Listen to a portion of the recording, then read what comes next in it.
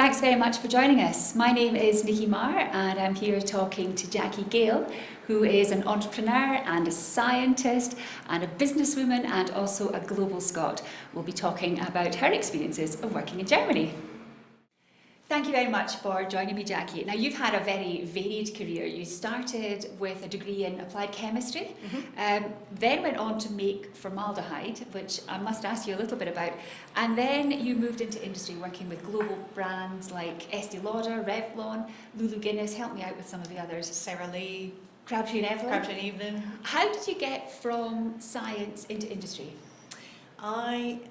When I first started my degree, I decided that I always wanted to have my own cosmetic company.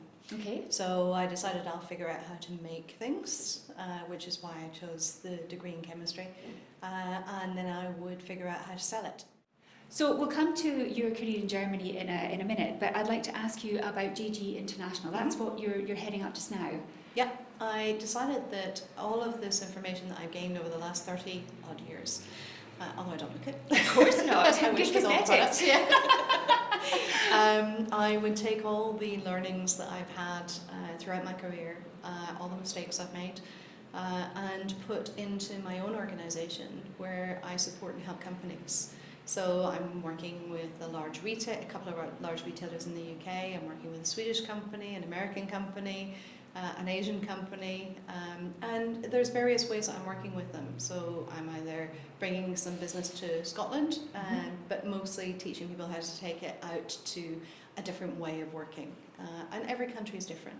I'd like to ask you about your time in Germany.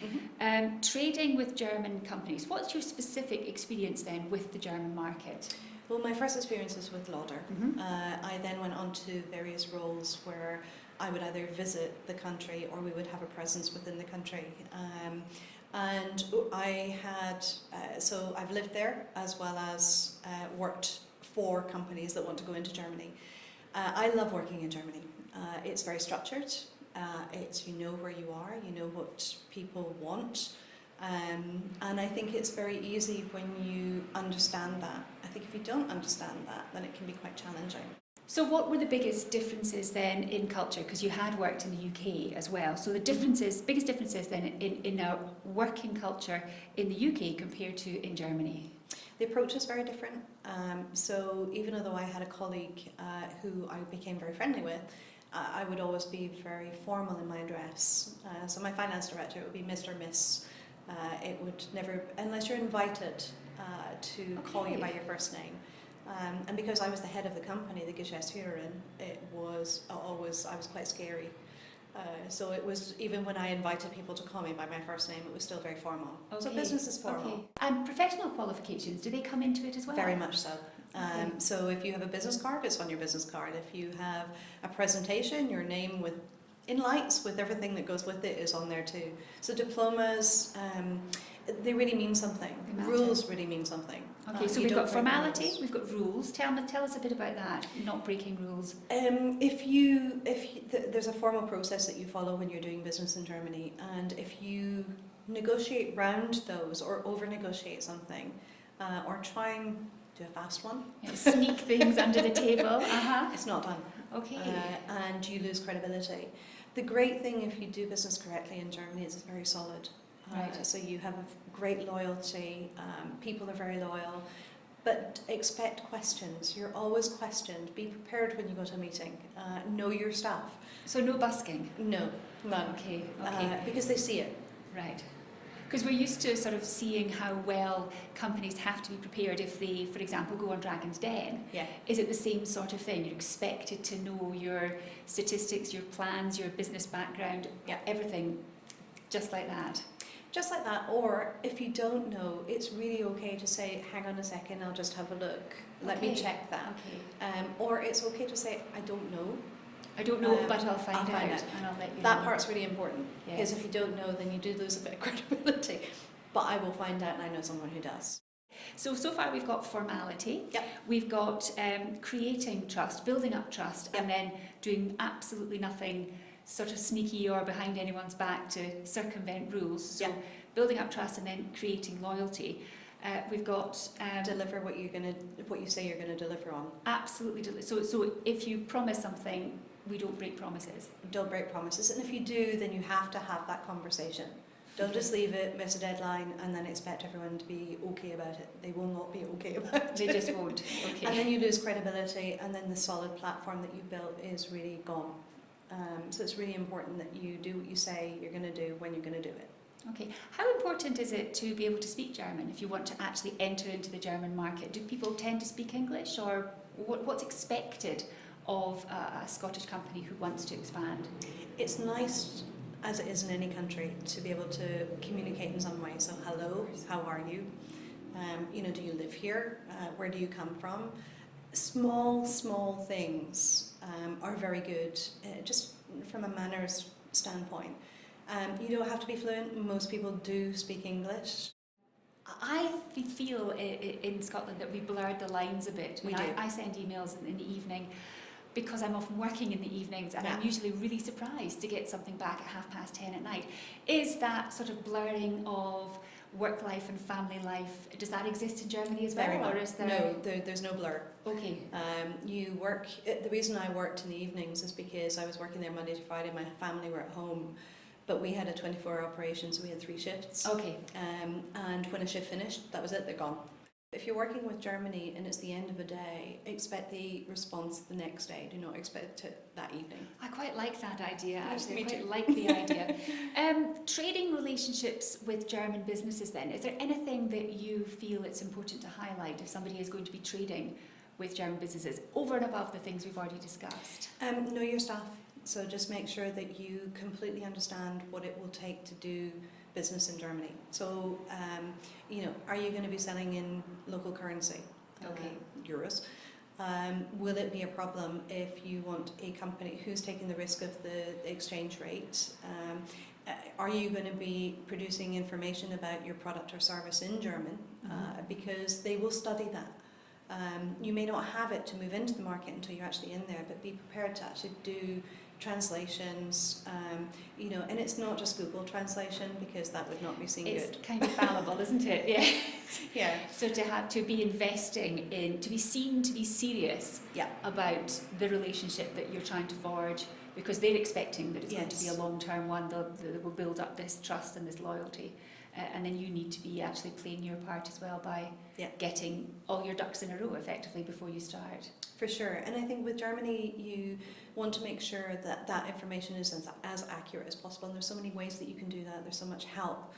The Scottish Government are fantastic at being able to support businesses who want to trade outside of Scotland. If you are thinking then of entering into the German market, top tips, I guess, again, over and above what we've discussed, the being aware of formality, being aware that you might not get an email response back at night, not skipping the rules, anything else really, and knowing your stuff, being prepared as well. Yeah, and I think it's also knowing some of the etiquette.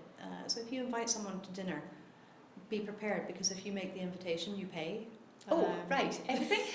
Everything. Okay. So the first mistake I made was I invited 15 people to dinner to a very, very posh restaurant that cost me a fortune, but I invited, so I paid.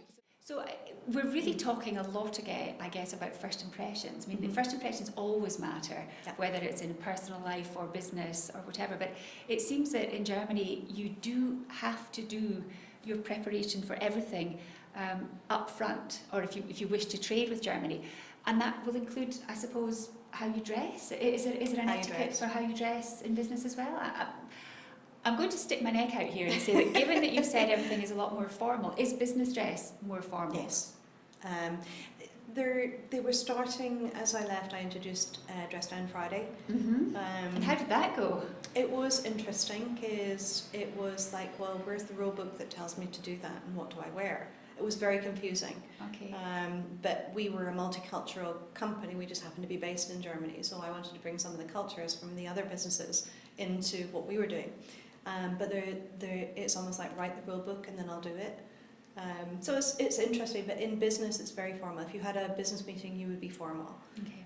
So most men would wear a shirt and tie. They would often wear a suit, or certainly a dress jacket and trousers. And the ladies would, not be over the top. So do German companies welcome approaches from Scottish companies? Are we seen as an attractive nation with which to do business? Yes, and I think that's anywhere in the world, it's not just Germany. But Germany in particular, I was talking, I happened to do the similar presentation earlier, and we were having the discussion about the fact that if you ring a German company and you say you're Scottish, you'll get the appointment. Oh, that's handy. So it's quite an interesting view. People love Scottish companies, they love Scottish people. You are, of course, a global Scot, which is very exciting, and proud to be one, I understand. Tell me how your role as a global Scot, how does that all pan out? Well, you can go to globalscot.com and that will give you a lot of information about Global Scots. There's about 600 of us around the world. We've worked internationally, nationally, in various businesses. We've learned through our careers. We link with each other, so we talk to each other as well. And what we like to do is be able to support Scottish business. So if there is a Global Scot within a country that you want to enter, then it's really easy to connect through the team at Global Scot, and there's a connection on the website. Now, you have exposure to all the 600 people, and it's sometimes difficult. You may have a particular person that you want to work with, but the team have interviewed, worked with, know who the Global Scot is, and they may recommend someone else. Okay, so they will interview you as a business and work out where the gaps are and the help that you need and the assistance you need in the country that you'd like to work in, or the countries, and then they'll make you with the right Global Scot or Scots. You might get more than one. You have the opportunity, if there's a different part of your business that you want to grow. I work with various companies right now. I mentor through various programs that Global Scot has created, or through the network, and I've been linked with various companies. So it's giving them information about companies, culture, it could be anything, but giving our expertise to someone to allow that business to grow. And if a company, and I can't imagine that anyone who is looking to expand internationally wouldn't want to at least try and plug into the Global Scot network. How do they do that? Go to the website in the first instance. And that's just globalscot.com? Yep. And just see if it's something that you would value, and it's got all of what we do on there. And the team will help put together what a solution is for you. A support package, effectively. Yeah. I think it's fantastic. I don't think anywhere else in the world, not that I know of, does something like this. But Scottish Enterprise, Scottish SDI, all of the organisations, High, they're all very much wanting business to work. So there's usually a solution depending on where or who you tap into. And I think that's the most incredible thing about Scotland. I have not, and Scotland's the least place that I've worked. And when you know what you can do and the support it gives business, it's just incredible. Sounds fantastic. Jacqui, that's a great note on which to leave it. Thank you very much for joining us. You're very welcome. Thank you very much for your time. Thank you.